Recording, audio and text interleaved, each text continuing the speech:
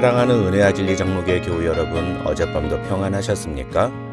오늘도 우리의 구원자 되시는 하나님의 아들 예수 그리스도께 우리의 온전한 믿음을 고백하는 하루가 되시기를 주님의 이름으로 축원합니다.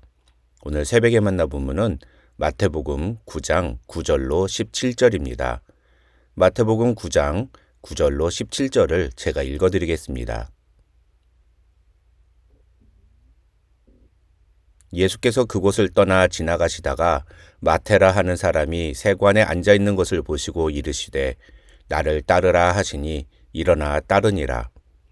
예수께서 마태의 집에서 앉아 음식을 잡수실 때에 많은 세리와 죄인들이 와서 예수와 그의 제자들과 함께 앉았더니 바리새인들이 보고 그의 제자들에게 이르되 어찌하여 너희 선생은 세리와 죄인들과 함께 잡수시느냐. 예수께서 들으시고 이르시되 건강한 자에게는 의사가 쓸데없고 병든 자에게라야 쓸데 있느니라. 너희는 가서 내가 긍휼을 원하고 제사를 원하지 아니하노라 하신 뜻이 무엇인지 배우라. 나는 의인을 부르러 온 것이 아니요 죄인을 부르러 왔노라 하시니라. 그때의 요한의 제자들이 예수께 나와 이르되 우리와 바리새인들은 금식하는데 어찌하여 당신의 제자들은 금식하지 아니하나이까. 예수께서 그들에게 이르시되 혼인집 손님들이 신랑과 함께 있을 동안에 슬퍼할 수 있느냐. 그러나 신랑을 빼앗길 날이 이르리니 그때에는 금식할 것이니라.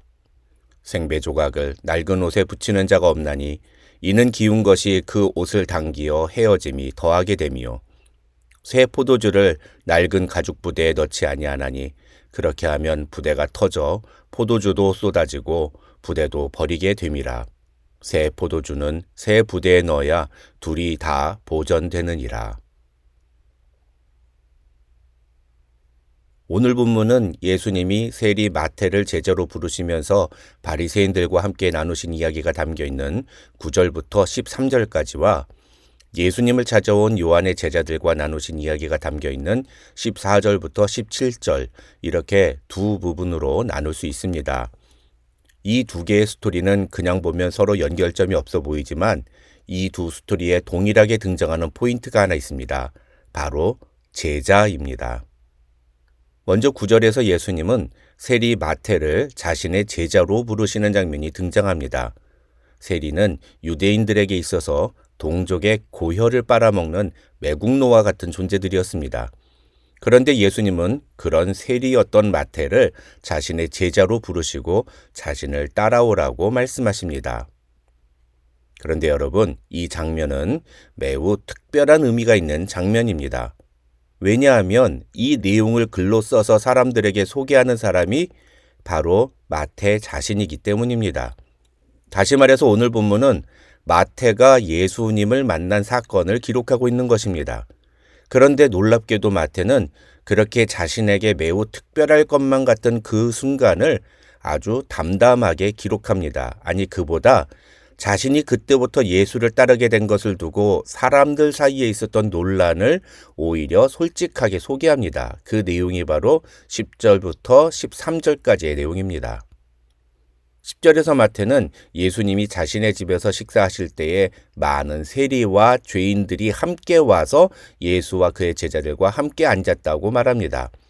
그러자 그 모습을 본 바리새인들이 다른 제자들에게 어찌하여 너희 선생은 세리와 죄인들과 함께 잡수시느냐고 말합니다. 이것은 단순한 궁금증이 아니라 제자들의 선생인 예수님을 비난하는 말이었습니다. 바리새인들은 무엇을 먹느냐만이 아니라 누구와 먹느냐도 율법이 정한 정결 예식에 있어서 매우 중요한 문제라고 생각했습니다. 다시 말해서 아무리 정결한 음식을 먹더라도 함께 먹는 사람이 정결하지 못하면 그 사람은 정결 예식을 어기는 것이라고 생각했습니다. 그런데 지금 예수님이 유대인들이 벌레보다도 못한 존재로 여기는 세리와 죄인들하고 같이 앉아서 식사를 하시니 바리새인들의 눈에 보기에 예수님은 율법을 어기는 행위를 하고 있는 것과 똑같이 보였을 것입니다. 그래서 직접 대놓고 예수님께 그 문제를 지적하지는 못하고 은근슬쩍 제자들에게 11절과 같은 말을 한 것입니다. 12절에서 예수님은 그런 바리새인들의 말을 들으시고 자신이 그렇게 하시는 이유를 설명하십니다. 그것은 건강한 자에게는 의사가 쓸데없고 병든 자에게라야 쓸데가 있다는 것입니다. 이것은 예수님이 병든 자를 위해 오신 의사라는 말이 아닙니다. 이 말은 스스로를 건강한 자라고 여기며 예수님을 쓸데없는 존재로 여기는 바리새인들의 교만을 책망하시는 말씀입니다. 그러면서 예수님은 너희는 가서 내가 긍휼을 원하고 제사를 원하지 아니하노라 하신 뜻이 무엇인지 배우라 하고 말씀하십니다. 이것은 호세아서 6장 6절의 말씀을 인용하신 것인데 예수님이 이 말씀을 하신 이유는 형식적인 정결 예식에 집착해서 세리와 죄인들을 구원하시는 예수님을 인정하지 않았던 바리새인들의 무지함을 지적하신 것입니다. 중요한 것은 마태가 자신이 예수님을 처음 만난 장면을 기록하면서 자신의 스토리가 아닌 예수님의 이 말씀을 중심으로 소개하고 있다는 것입니다. 왜 마태는 자기 이야기보다 예수님의 이 말씀을 더 강하게 강조하고 있는 것일까요? 결론만 말씀드리면 결국 마태는 자신을 제자로 부르신 예수님의 부르심이 자신을 향한 주님의 긍휼과 자비의 은혜라는 것을 이야기하고 있는 것입니다. 다시 말해서 자신이 예수님의 제자로 예수님을 따르게 된 것은 자신의 어떤 결단이나 선택이 아닌 전적으로 예수님이 자신을 부르신 그 은혜에 의한 것이라는 사실을 이야기하고 싶었다는 것입니다. 그러한 마태의 의도에서 오늘 본문을 보면 마태는 자기 자신을 예수님이 말씀하신 병든 자 그리고 죄인이라고 인정하고 있는 것입니다. 그 다음 14절에서 마태는 이번에는 요한의 제자들이 예수께 나와서 자기들과 바리새인들은 금식을 하는데 왜 예수님의 제자들은 금식을 하지 않느냐며 질문하는 내용을 소개합니다. 앞선 9절로 13절의 스토리가 예수님의 행동에 대한 비판을 하는 내용이었다면 이 14절로 17절은 예수님의 제자들의 행동에 대한 비판이라고 할 수 있습니다. 15절을 보시면 예수님은 혼인집 손님들의 예를 들면서 신랑과 함께 있는 동안에는 슬퍼할 이유가 없다고 말씀하십니다. 지난번에 말씀드린 것처럼 유대교도들은 목요일과 월요일에는 금식을 했습니다. 그런데 만약에 그날의 결혼식이 겹치면 그때는 금식을 하지 않아도 됐다고 합니다. 왜냐하면 결혼식장에서는 신랑과 함께 음식을 먹으며 축하하는 것이 예의였기 때문입니다. 그래서 그때는 금식을 하지 않아도 된다고 유대교에서도 허용했다고 합니다. 예수님은 이렇게 당시 유대인들의 관례를 예로 드시면서 제자들이 금식하지 않는 이유를 설명하셨는데 중요한 건 그런 이유보다도 더 중요한 의미가 이 비유 안에 숨어 있다는 것입니다.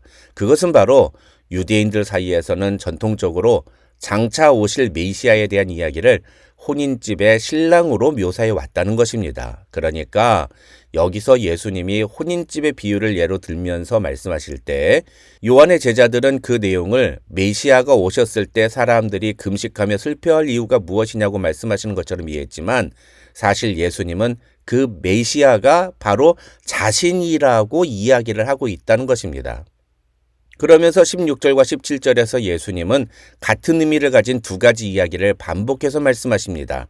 이 16절과 17절에서 예수님이 하신 말씀의 의미는 결국 예수님과 함께하는 예수님의 제자들은 율법 조문에 얽매이는 삶이 아니라 예수님의 말씀에 순종하는 새로운 삶의 원리를 따라 살아야 한다는 의미라고 학자들은 설명합니다. 이것을 좀 더 쉽게 설명드리면 예수를 따르는 제자의 삶은 바리새인들이나 요한의 제자들이 추구했던 어떤 종교적인 행위를 지키는 삶이 아닌 완전히 차원이 다른 삶이라는 것입니다. 그들에게 있어서 정말 중요한 것은 종교적인 행위를 지키느냐 안 지키느냐가 아니라 예수님과 함께 기쁨으로 교제를 나누는 것이라는 겁니다. 그렇다면 이제 이 두 개의 스토리를 하나로 묶어보겠습니다. 앞서 말씀드린 것처럼 이 두 개의 스토리는 어떻게 보면 서로 전혀 연관이 없는 별개의 사건처럼 보이기도 합니다. 그러나 이 두 개의 스토리가 제시하는 각각의 메시지를 놓고 보면 그 속에서 우리는 매우 중요한 사실 하나를 발견하게 됩니다. 그것은 바로 예수의 제자는 어떤 삶을 살아야 하느냐 하는 겁니다. 그런 점에서 9절로 13절에서 마태는 예수의 제자는 자신의 선택이나 노력이 아닌 전적으로 하나님의 은혜, 하나님의 긍휼하심에 의해 자신이 제자가 되었음을 잊지 말아야 한다는 것을 우리에게 이야기합니다. 마태는 자신이 예수님을 처음 만났을 때 자신이 느꼈던 감정이나 어떤 상황보다도 예수님이 자신을 부르신 것이 어떤 의미인지를 바리새인과 예수님의 대화의 형식으로 우리에게 소개합니다.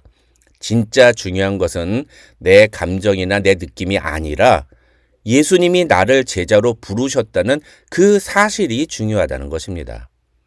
바리새인들은 철저히 율법을 준수하며 그것을 강조하는 삶을 통해 자신들을 의로운 존재로 여겼지만 마태는 그런 바리새인들과 비교하면 전적으로 죄인인 자신을 예수님이 제자로 불러주셨다는 사실에 주목합니다. 오늘 우리도 이 사실을 잊지 말아야 합니다. 예수님은 의인을 부르러 온 것이 아니라 죄인을 부르러 오셨다고 말씀하셨습니다. 그렇다면 우리가 예수님의 부르심을 듣기 위해 필요한 것은 무엇일까요? 마태와 같이 나는 철저한 죄인이라는 자신의 존재에 대한 인식과 고백이 필요하지 않을까 생각합니다.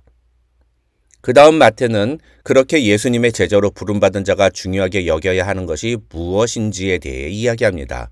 14절로 17절에서 마태는 예수님의 말씀을 빌어서 그것은 과거의 전통적인 유대교의 종교 행위와는 차원이 다른 완전히 새로운 삶의 모습이라고 소개합니다.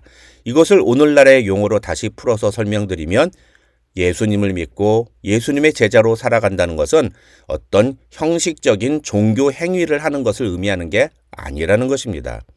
그런데 많은 사람들이 이 말씀의 의미를 제대로 이해하지 못하고 지금도 여전히 어떤 종교적인 형식과 제도에 얽매여서 자기가 생각하는 방식대로 자기가 해오던 방식대로 하지 않으면 마치 뭔가 잘못된 것처럼 생각하는 사람들이 많습니다. 그것이 바로 오늘 본문에 나오는 바리새인들과 요한의 제자들의 모습인 것입니다. 예수님의 제자들은 무엇이 정말 중요한지를 알아야 합니다. 이것을 다른 말로 신앙의 본질이 무엇인지를 알아야 한다고 표현합니다. 결론적으로 오늘 말씀을 통해 우리는 과연 우리 자신이 예수님의 제자라는 사실을 어떻게 인식하고 있는지, 그리고 어떠한 삶의 모습으로 예수님의 제자다운 삶을 살아가고 있는지를 돌아보아야 합니다. 형식적인 종교 행위에 머무르는 것이 아니라 예수님의 제자가 된다는 것이 무엇을 의미하는지를 바로 깨닫고 오늘도 예수님의 제자로서 합당한 삶의 모습을 살아가는 저와 여러분이 되시기를 주님의 이름으로 축원합니다.